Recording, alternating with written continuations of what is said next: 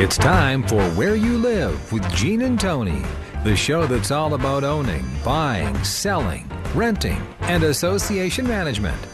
If it involves a home, we'll talk about it. Here's your chance to get your homeowner questions answered. From the Concierge Landscape Studios, here's Gene and Tony. Needed the shelter of someone's arms, and there you were. Needed someone to understand my ups and downs. Welcome to Where You Live with Gene and Tony. I'm Gene Sullivan. And I'm Tony Crockett. How are you today, Gene? I'm great. And we've got a great show for you today, too, folks. We're so glad that you could stop by and be a part of the show. We have, like I said, a number of topics. We're going to be talking a little bit later to a 74-year-old grandmother who wants to chain herself to the front of her condominium because she's upset with what the association is going to do. And we're going to talk to her and find out more about what's going on there. She's referred to as Nana Unplugged. We are going to turn our attention to Missouri, where there's a homeowners association. It says without any homeowners. How can that be? We'll talk about that too. And, of course, as always, we're broadcasting live from the Concierge Landscape Studios, and we're brought to you this hour by Extreme Exteriors. But it is time, as always, as we start every show, with property management in the news.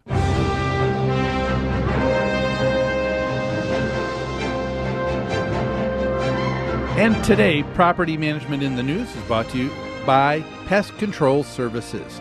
When you need to get rid of unwanted pests in your home or rental property, call someone who's responsive, professional, and a proud member of Angie's List. Give owner Greg Keener a call at 952-894-9748. That's Pest Control Services.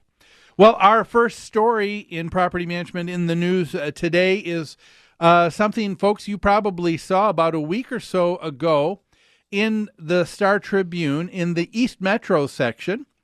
And it is a regular section called Whistleblower.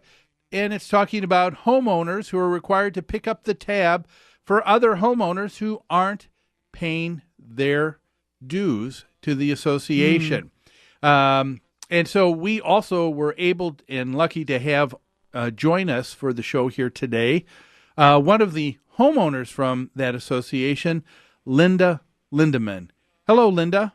Hello. Hi, Linda. Thanks for joining us. Thank you. Well, and Linda, why don't we begin, if you wouldn't mind, by just letting the listeners know a little bit about what is going on at your association and why you're so upset. Okay, well, they sent us all a letter in March, and all homeowners were given an assessment of around, at that time it was $750. Now, this is a special assessment from your monthly regular assessment, right? Yes. Okay. And I questioned that, what was that about, and they said that was for homeowners that have foreclosed on their homes or were delinquent on their dues and unforeseen expenses. I questioned what are the unforeseen expenses. I got no answer. Then about a couple weeks later, we get another letter saying the assessment has now went down.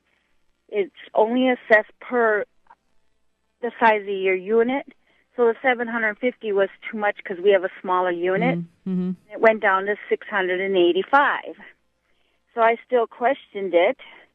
I did not want to pay that. They did have a meeting, which I was not able to make, and they didn't accomplish anything there because so many homeowners were upset. They actually canceled the meeting. Was this purpose of this meeting, Linda, for trying to explain why this money was needed? Yeah. Okay. And the homeowners were so upset that they ended up canceling the meeting. Oh, really? And that's because people were so upset they didn't show up, or so upset people were afraid of things getting out of hand at the meeting? They were afraid things were getting out of hand at the meeting. Okay. That's too bad. That's too bad. Because when the association does try and get everyone together so they can explain what's going on, that's the time, I guess, for everyone to be heard. Right. So, well, let me ask you this then, Linda. So the association came to the homeowners and said, we're not getting all the money collected from everybody. Do you have an idea how many people are delinquent in the association? Did they give you any idea, or how many foreclosures that the association? Out of 80 units, I had heard 15. Okay. Oh, wow. That's a good big chunk, isn't percentage. But that's what I heard. I don't know. Yeah. Okay.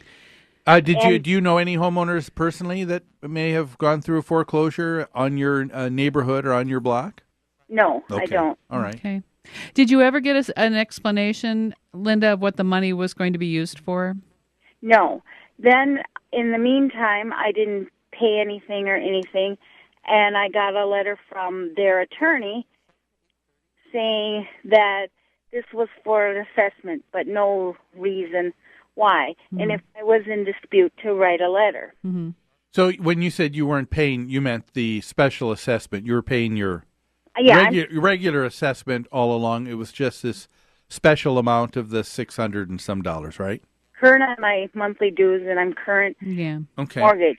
And also in this letter, they also said they could foreclose on us if we don't pay this. Mm-hmm. Okay. Mm-hmm. Linda, your association is not the only community that's going through the exact same issues, because the great number of foreclosures have really hit associations hard. They're not collecting enough income to pay their bills. Did you understand that to be the case? No, I didn't understand that. And then they said that this was a Minnesota law and an association law, and I said I never got anything. They said I should have got papers from our realtor when we closed on the house, and I went through every piece of paper I had from closing. I actually went through it twice, and I saw nothing. So I said, could I just have a copy of what you guys were looking at so I could see what my rights are, my legal rights are, and what I have to pay if I really have to pay this. Mm-hmm. And they said, well, this would cost me money. And I said, well, how much? And how much is it to make a copy? And I said, I don't need papers and papers. I just want what the board reviewed. And I didn't get any response from that. Okay, sounds like there may have been two different things here in the communication. I think what they may have been referring to is every homeowners association is given is set up with what's called the governing documents, Linda, and those will tell the association what authority they have to charge an association fee, and for what items that would be covered, how people are elected on the board, all of those kinds of things. It outlines what your board is responsible to do on your behalf, and it also tells you what your responsibilities are as a homeowner. And it's a state statute, it's state law that is given to you when you sign a purchase agreement. I mean, long before you even get to closing, when you sign the purchase agreement, you're supposed to get a copy of those governing documents. Let me ask you this, too, Linda. Now, you said that that there probably are indeed some foreclosures and people that aren't paying, although you're not quite knowing firsthand what that amount is. What do you think the association should do for people who aren't paying? Well, I wanted to know, I had heard they should have money in reserve for this. This is what I had overheard. And I was like, well, then where's the money if you were supposed to have it in reserve for this? And then why aren't they going after those people? Yeah. Mm-hmm. Well, some of the money, every association probably will have something that would be referred to as reserve funds. One of the things that you may not be aware of, the Minnesota State Legislature has said that the purpose for the reserve funds is only for the cost to replace those big ticket items that everybody needs to share and be responsible for in the association, like the roofs and siding, and an association can't dip into those funds and can only use it for those items when they need to be replaced. They can't use it for normal monthly operating expenses. You know, Linda, it's also very common because the governing documents can be 50, 70, 100 pages. It's real common for the association to charge a fee for copying those. I'd really encourage you to pay that and get a copy of those because it would explain a lot to you about what your rights are. For example, there's a process in your documents outlined as to how an association can charge a special assessment. And if you had the documents, you could double check and make sure your association followed those steps. Yeah, you know, Linda, I know you are on kind of a short leave here and being able to join us on the radio here today right now. So I want to say I really appreciate you taking the time to share a little bit about your story and some of the concerns that you have at your association.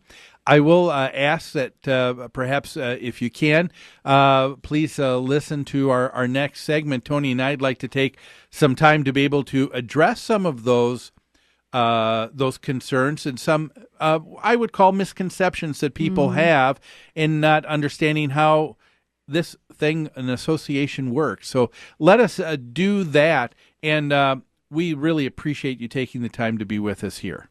And then that's when I called the Star Tribune, and this reporter, I actually called them, and they investigated, because I don't have any extra money to put out for, a lawyer for myself. Yep. And I guess they say it's legal what they can do. Yeah, that's why I really encourage you to get a copy of your governing documents. You don't want to spend money on a legal issue when you don't know what your rights are. Right, and then now on last Friday, they wanted, $250 a month. They want this paid up quickly. I said, I don't have that, because when I found out this is legal, they can do that. So I had offered them what I could afford, and they are going to accept it. Okay. But in the meantime, they were going to take me to court. They had filed papers for conciliation court. Yeah. Hopefully that can stop now. I don't want to go to court. No. And that's probably what they did with their delinquent homeowners, too, to try and collect those delinquent dues. Well, we've got to, excuse me, Linda, we do have to take a break right now, but I want to thank you once again for taking time out of your day to be a part of the show here. Please stay tuned and listen to our response next. Folks, we are going to take some time to talk about some of these misconceptions that Linda has had, or things that were unexplained about her homeowner association. But after these messages, there's more with Where You Live with Gene and Tony on AM 1280 The Patriot. Back after this.